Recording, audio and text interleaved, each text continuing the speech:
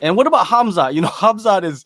What do you think of Khamzat, man? He's just like tweeting out like just random things during like main events, right? And he's just like kind of nitpicking at Israel's wrestling, and Israel just shrugged it off in the press conference.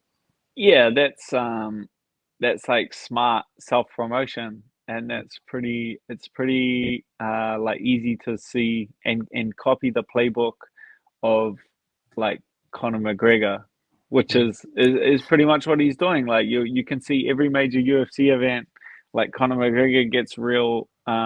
He posts, like he posts it out there because it's going to get some shares, it's going to get some likes. Like you could see it in this one.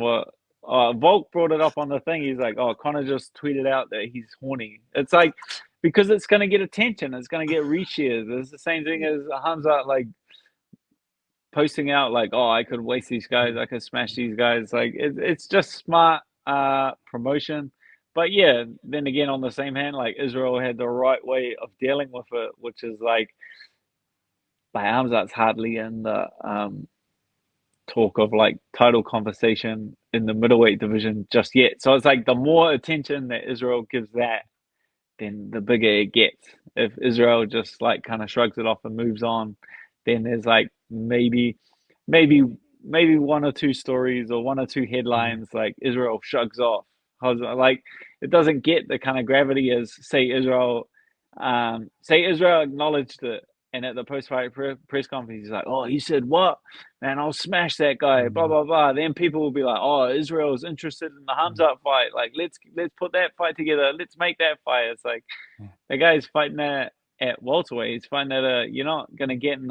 There's no point in getting an argument with a guy a weight class lower than you. It just doesn't make any sense. So, not knocking it, like good self-promotion from Hamza for sure, and then Israel dealt with it the way that he should deal with it because he's not like in the same situation. I feel like it's the same thing as like when everyone was like tagging him in, they're like, "Oh, Paddy Pimblett was talking shit about you. He reckons blah, blah, blah." Like good for him. Like promote yourself, my friend. Like you're saying these wild things about like the guys at the top echelon of the division. Like, of course, but it's like I wouldn't even. Why should I even acknowledge it? Like the guys had one fight in the UFC. You know what I mean? Like, there's no point. There's just no point in acknowledging it. I don't think Instagram was even invented when I had one win in the UFC. So I'm not gonna get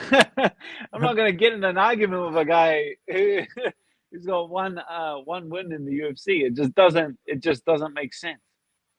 Yeah, definitely. And Connor, I think he just had the tweet of the year, man.